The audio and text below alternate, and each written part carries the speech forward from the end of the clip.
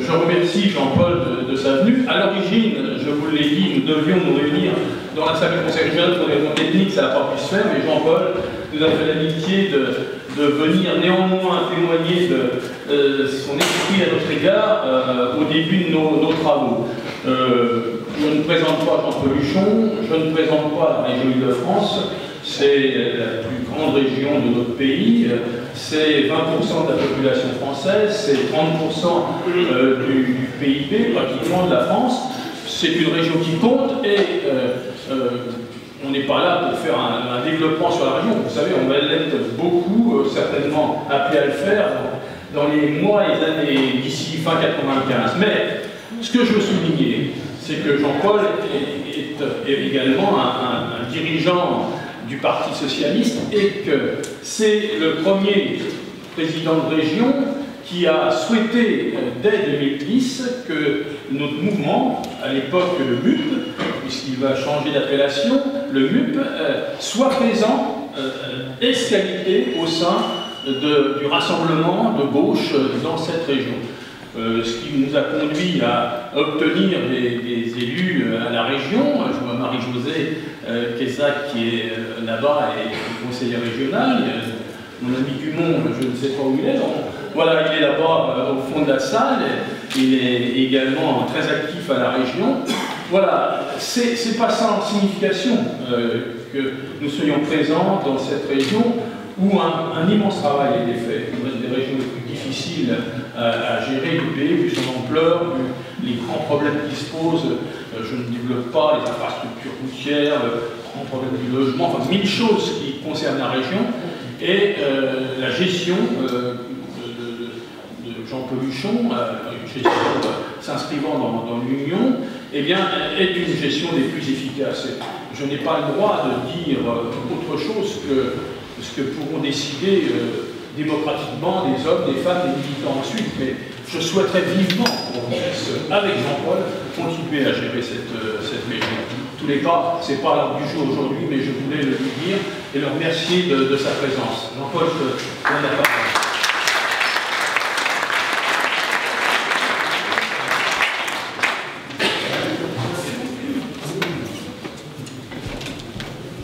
Cher Robert, et vous tous qui êtes à la tribune, chers amis, et puis je salue mes deux conseillers régionaux, Marie-Josée et Laurent, qui sont là. C'est vrai qu'on n'a pas pu tenir la séance à la région pour des raisons qui ne peuvent pas être indifférentes au mouvement des progressistes, puisque c'est parce que le personnel était surbooké et qu'il avait fait trop d'heures dans les semaines précédentes. Et je pense que si on s'y prend vraiment à temps lors de vos prochaines réunions, on sera là pour vous accueillir dans les ordres de la République régionale. En fait, c'est plus simple que ça. Voilà, en tout cas, je suis vraiment heureux de vous accueillir ici physiquement avec vous. Je suis content de vous parler parce que avec Robert, nous avons une assez longue histoire ensemble.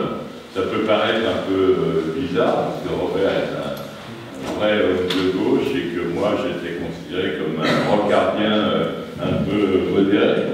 Mais je me suis beaucoup soigné.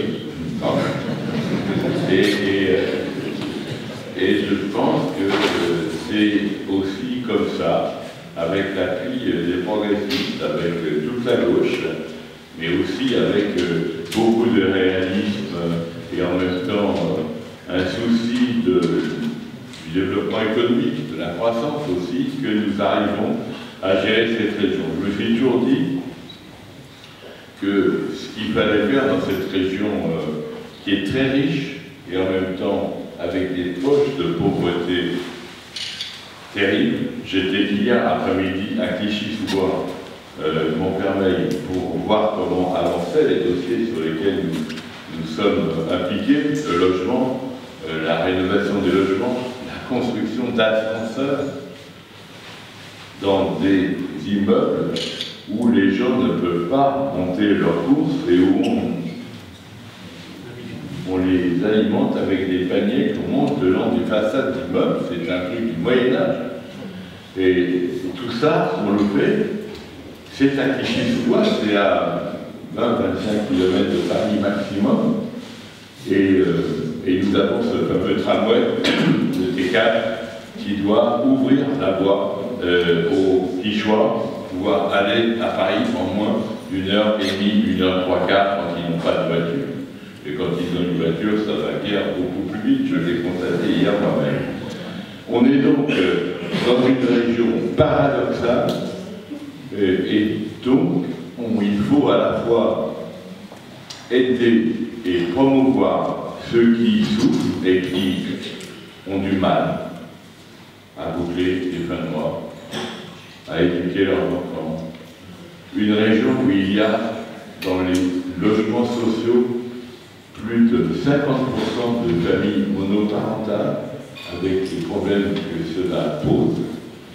Cette région, et puis en même temps, c'est la région, disons, de la Défense, c'est la région de Versailles, et c'est aussi une région de très grande prospérité. Et c'est pour ça d'ailleurs que dans la bataille assez obscure au plan institutionnel qui se mène autour de la métropole, la seule chose qu'on doit sauver, c'est que la métropole, ça serait bien qu'elle s'occupe du logement, parce qu'on a 400 000 mal logés, et d'autre part, ça serait bien que la métropole assure un minimum de solidarité entre villes pauvres, villes riches, départements pauvres, départements riches. Et c'est notre travail, donc s'occuper de ceux qui souffrent et qui n'y arrivent pas, et en même temps, permettre le développement, ne pas freiner ceux qui veulent avancer, créer et innover. Et c'est ça, disons, le paradoxe de cette gestion, et c'est aussi le paradoxe de rassembler autour de la région quelque chose de plus large que simplement les partis politiques que nous présentons. Robert m'a envoyé son livre, et donc je l'ai parcouru. Je me prépare à le relire plus sérieusement dans un temps rapide, dès que j'aurai un peu de temps. D'ailleurs, comme je vais demain au congrès des métropoles en Inde, à Hyderabad, pour être désigné à nouveau président de toutes les métropoles mondiales, c'est la présidence du monde en quelque sorte, c'est amusant. Je vais emmener le livre pour le relire, mais ce que j'ai compris au livre de Robert, c'est que c'est vrai que nos organisations sont en train de perdre ce qui a fait leur force, et quand on regarde un petit peu en arrière, on s'aperçoit qu'il y a une espèce de déplacement dans l'égotisme, dans les stratégies purement individuelles, dans le refus d'adhérer à l'intérêt général et à l'intérêt collectif, qui fait qu'il y a vraiment un danger pour les partis politiques. Et on sait bien que quand il n'y a plus de formation pour canaliser et orienter l'idéologie de nos concitoyens, et bien, vous savez bien ce qui se passe, c'est le populisme, et à terme, c'est des régimes autoritaires, parce que ça ne peut pas être autrement.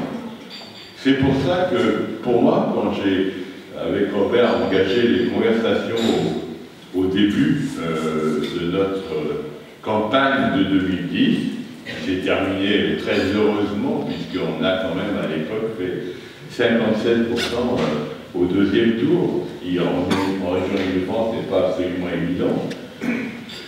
Il m'a semblé que c'était très important, avec Robert et ses camarades, d'avoir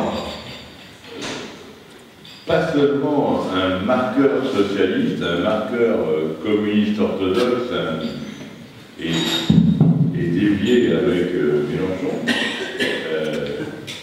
un marqueur vert, un marqueur radical. Chez nous, les radicaux et le mouvement des progressistes qu'on appelle LUP, ils sont ensemble, et ils forment un groupe d'ailleurs très intéressant, assez original, mais très attaché en particulier aux questions de laïcité. Et ça, Marie-Jo le sait bien, pas seulement les questions de laïcité, mais les questions de laïcité en particulier. Et je pense que c'était important. À l'époque, j'ai eu du mal, Robert le sait, à le faire comprendre à mes propres camarades que... Mais tout ça reposait quand même sur une équation personnelle. Robert Rue, c'est un grand dirigeant politique, et en plus c'est un homme de cœur, c'est quelqu'un avec qui on ressent tout de suite, comme on dit en rock, de bonnes vibrations. Voilà. D'ailleurs, le rock, lui, il a été dans un orchestre, moi dans un truc qui s'appelait les Nains de Jardin, c'était pas beaucoup. Mais c'est quelque chose qui nous rassemble, et vous voyez pourquoi ça peut rassembler aussi ça. C'est parce que le rock, c'est quand même au début une musique de révolte. Et en tout cas, une musique qui entendait bousculer les choses. Chez les Noirs comme chez les Blancs, avec cette manière de bousculer les codes et d'aller plus loin que simplement le yéyé traditionnel. Donc tout ça, et puis la longue histoire que nous avons vécue avec Robert quand il était responsable du Parti communiste, quand il rencontrait Michel Ancard, François Mitterrand, etc.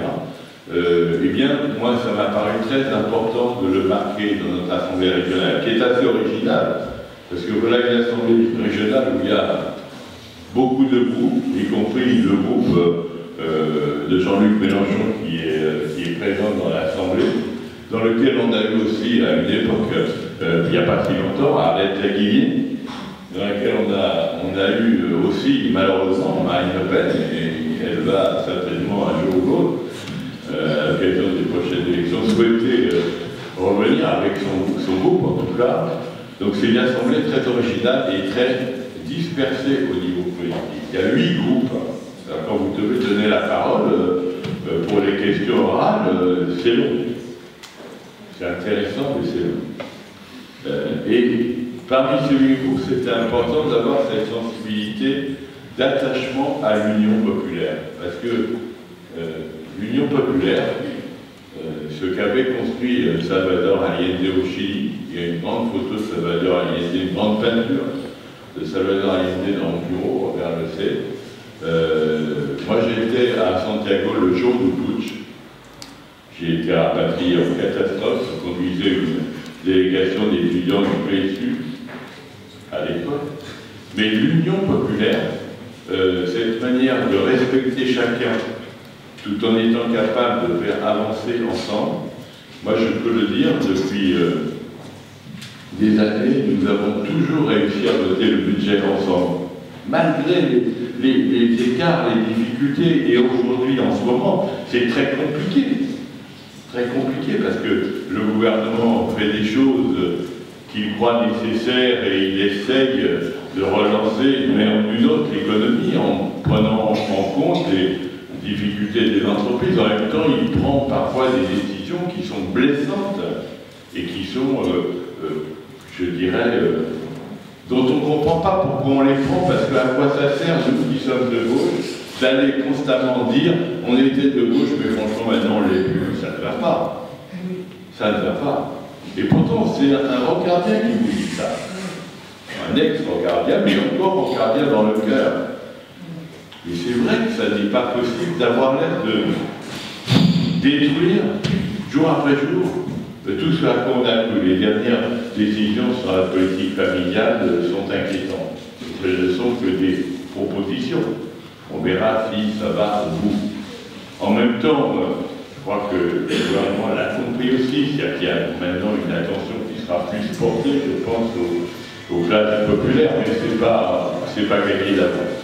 Voilà la raison pour laquelle on a besoin de vous, la raison pour laquelle la personnalité de Robert et son influence et son charisme sont importants pour nous. Et puis, comme lui, il m'a dit qu'il aimerait bien retravailler, et bien moi je vais vous dire, j'aimerais bien aussi avoir les amis du MDP ex-MUP avec moi, parce que c'est une sensibilité dont on a besoin, et moi ce que je vous souhaite, c'est de grossir, de devenir plus important, plus influent, plus utile encore à la gauche, parce que je ne crois pas que la gauche c'est quelque chose qui soit intéressant dans l'hégémonie d'un parti sur un autre.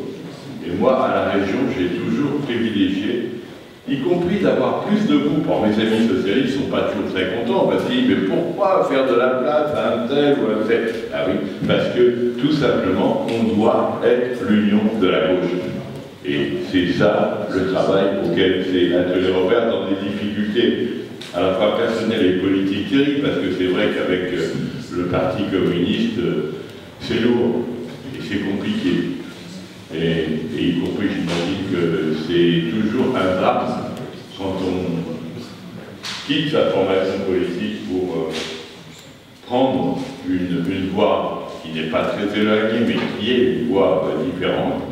Je sais ce que c'est. Moi-même, je suis un vieux militant du Parti socialiste, j'ai aussi été au PSU, et je sais ce que c'est que de quitter une organisation, de reconstruire, etc. Nous, on souhaite vous aider dans ce domaine, tant que ce sera possible, bien sûr, et on souhaite que vous vous développiez. Voilà, moi je souhaite que la croissance soit aussi chez vous. Merci.